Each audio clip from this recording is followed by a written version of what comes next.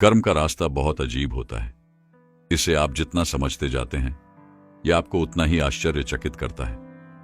ये लोगों को मिलता है और उन्हें दूर भी कर देता है। कर्म के कारण ही कोई व्यक्ति कमजोर हो जाता है तो कोई व्यक्ति शक्तिशाली, कर्म ही किसी को गरीब तो किसी को अमीर बनता है। तो दोस्तों, आप लोग इस वीडियो को अंत तक देखना और आप इस चैनल पे नए हो तो चैनल को सब्सक्राइब जरूर करें।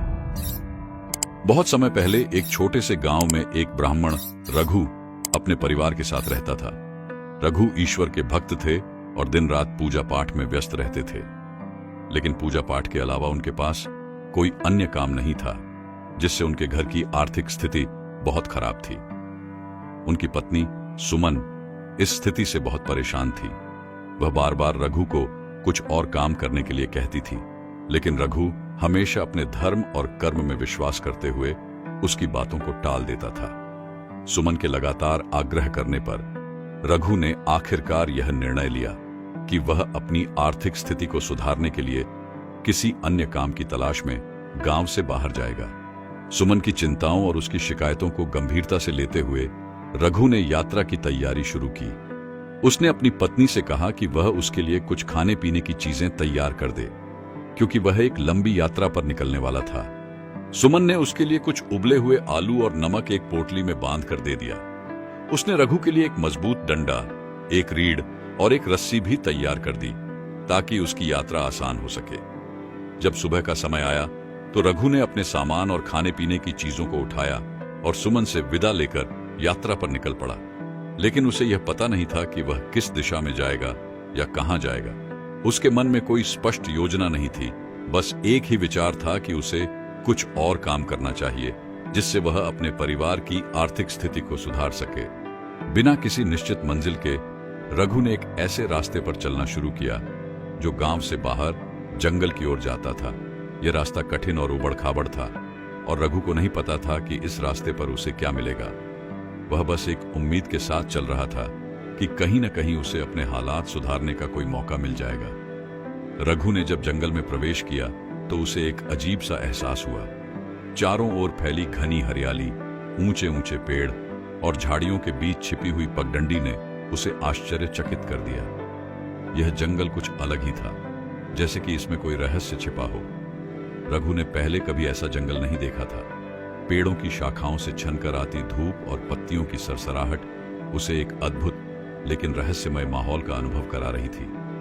चलते चलते वह एक ऐसे स्थान पर पहुंचा जहां एक सुंदर झील थी, जिसमें पानी बिल्कुल साफ और शांत था। झील के किनारे कुछ पल आराम करने का विचार करते हुए रघु ने अपना सामान रखा और पानी में अपना चेहरा धोया। पानी के स्पर्श ने उसे ताजगी से भर दिया और उसकी थकान कुछ कम हो गई। लेकिन जैसे ही उसने अपना सिर उठाया, उसे लगा जैसे कोई उसे देख रहा हो। उसने चारों ओर देखा, परंतु कोई नहीं था। यह जंगल वास्तव में विचित्र था, जहां चीजें हमेशा वैसी नहीं होती जैसी वे दिखाई देती हैं। झील के पास आराम करते हुए रघु को अचानक नींद आ गई। जब वह गहरी नींद में था तो एक दिव्य घटना घटी। पास ही से गुजर रहे एक त्रिकालदर्शी आर्षि और उनकी पत्नी ने उसे देखा। आर्षि की पत्नी का हृदय रघु की स्थिति देखकर पिघल गया। उसने अपने पति से प्रार्थना की कि वे इस गरीब ब्राह्मण की सहायता करें। पहले तो आर्षि ने यह कहकर मना कर दिया कि यह सब कर्मों का फल है और हर व्यक्ति को अपने कर्मों का परिणाम भोगना पड़ता है। लेकिन पत्नी के आग्रह पर आर्षि ने अपनी दिव्य दृष्टि का उपयोग करते हुए रघु की पोटली में रखे उबले आलूओं को दिव्य लड्डुओं में बदल दिया। इस घटना से अनजान रघु अपनी नींद से जागा और भोजन के लिए पोटली खोली। जब उसने लड्डुओं को देखा तो वह चकित रह गया। यह घटना उसके जीवन को हमेशा के लिए बदलने वाली थी। लेकिन इस बदलाव के पीछे छिपा रहस्य उसे तब तक समझ नहीं आया जब तक कि उसने अपने कर्मों के फल का स्वाद नहीं चखा। रघु ने झील के किनारे अपनी पोटली खोली और उसमें लड्डू देखकर वह हैरान रह गया। उसकी पत्नी ने तो उसमें उबले आलू बांधे थे, फिर ये लड्डू कहां से आए?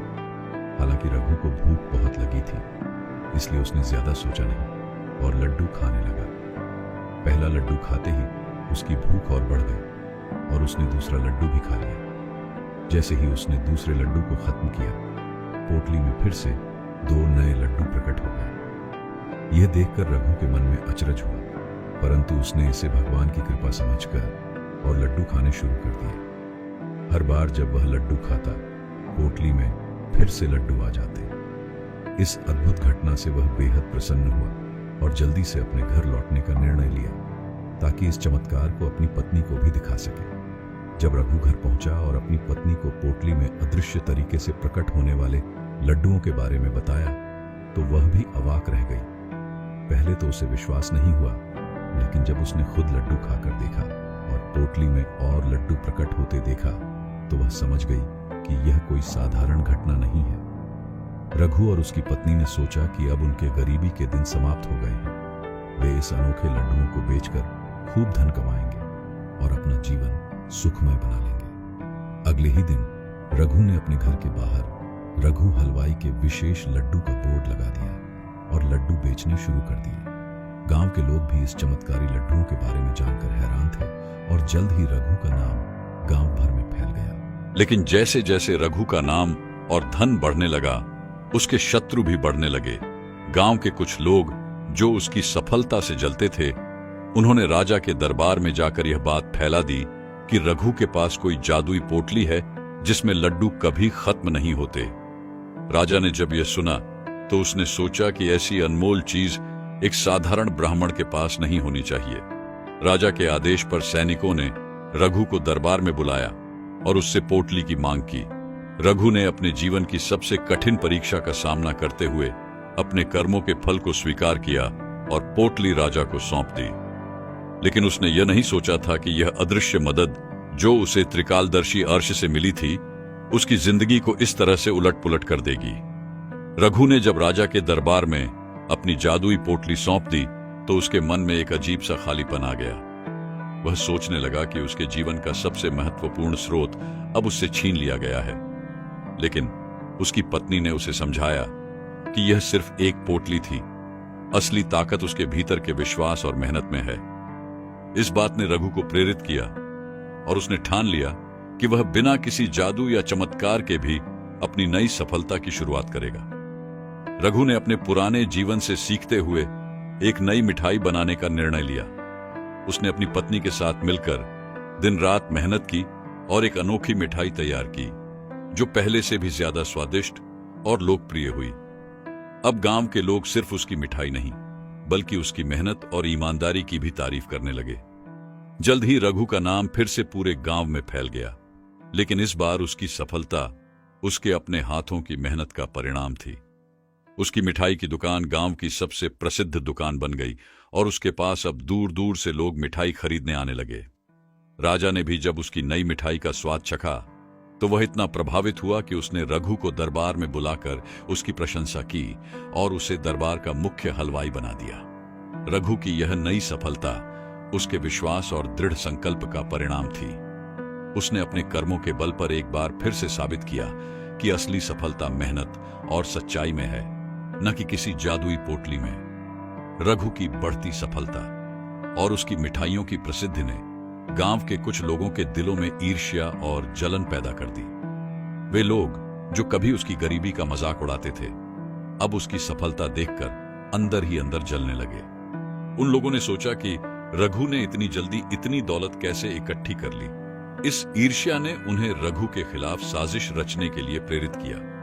वे उसकी मिठाइयों के बारे में झूठी अफवाहें फैलाने लगे कि रघु ने किसी जादू या तंत्र मंत्र का सहारा लेकर यह सब हासिल किया है। धीरे धीरे ये अफवाहें गांव भर में फैल गईं और लोगों ने रघु पर शक करना शुरू कर दिया। रघु, जो अपने काम में पूरी तरह से ईमानदार था, इस अचानक बदली स्थिति से हैरान और दुखी हो गया। रघु के जीवन में एक और चुनौती तब आई जब उसके कुछ पुराने दुश्मनों ने राजा के दरबार में उसके खिलाफ शिकायत दर्ज करवाई। उन्होंने राजा से कहा कि रघु अपनी मिठाइयों में जादुई पोटली का इस्तेमाल कर रहा है जो पहले राजा के पास थी। राजा ने जब यह सुना तो वह भी थोड़ा चिंतित हो गया और उसने रघु को दरबार में बुलाया। लेकिन रघु ने राजा के सामने अपना सारा सच और मेहनत की कहानी बताई। उसने राजा को समझाया कि उसकी मिठाइयों की सफलता उसकी कड़ी मेहनत, नई सोच और भगवान के आशीर्वाद का परिणाम है, न कि किसी जादू टोने का। राजा ने रघु की सच्चाई और उसकी मेहनत की सराहना की, लेकिन गांव के लोग जो ईर्ष्या से भरे हुए थे, अब भी उसकी इस सफलता को स्वीकार करने के लिए तैयार नहीं थे। ईर्ष्या और दुश्मनी की यह आग रघु के जीवन में एक नई चुनौती बन गई थी, जिसका सामना उसे अपने धैर्य और सत्य के बल पर करना था। जब राजा ने रघु को दरबार में बुलाया तो उसने सख्ती से रघु से उसकी मिठाइयों की विशेषता और उसके स्रोत के बारे में पूछताछ की। राजा ने अपनी आंखों से देखा कि रघु के पास न तो कोई जादुई पोटली थी और न ही किसी प्रकार का तंत्र मंत्र का साधन। रघु ने आत्मसमर्पण के साथ राजा को अपनी पूरी कहानी सुनाई कि कैसे उसने भगवान की कृपा और अपनी मेहनत से मिठाइयों का व्यापार शुरू किया और सफलता प्राप्त की। राजा ने रघु की बातों को ध्यानपूर्वक सुना और उसकी ईमानदारी और मेहनत की सराहना की। राजा ने यह निर्णय लिया कि रघु को न्याय मिलेगा, लेकिन साथ ही उसने यह भी सोचा कि गांव में फैली अफवाहों और ईर्ष्या की जड़ों को उखाड़ना पड़ेगा। राजा ने आदेश दिया कि रघु की मिठाइयों की गुणवत्ता की जांच के लिए एक स्वतंत्र समिति बनाई जाए और यह सुनिश्चित किया जाए कि उसकी सफलता किसी भी प्रकार के धोखाधड़ी या जादू से प्राप्त नहीं हुई हो। इस प्रक्रिया के दौरान राजा ने रघु को आश्वस्त किया कि उसकी कड़ी मेहनत और ईमानदारी के लिए उसे पूरी तरह से सम्मानित किया जाएगा। इसके अलावा राजा ने यह भी आदेश दिया कि गांव में फैली अफवाहों को समाप्त किया जाए और रघु की सत्यता को सबके सामने लाया जाए। राजा के इस फैसले ने रघु को एक बार फिर से सामाजिक सम्मान और मान्यता दिलाई, जबकि उसके विरोधियों को एक मजबूत संदेश मिला कि ईर्ष्या और झूठ का कोई स्थान नहीं होता। राजा की इस न्यायपूर्ण कार्रवाई ने पूरे गांव में एक नई हवा का संचार किया। अब लोग रघु की ईमानदारी और उसकी मेहनत की सराहना करने लगे।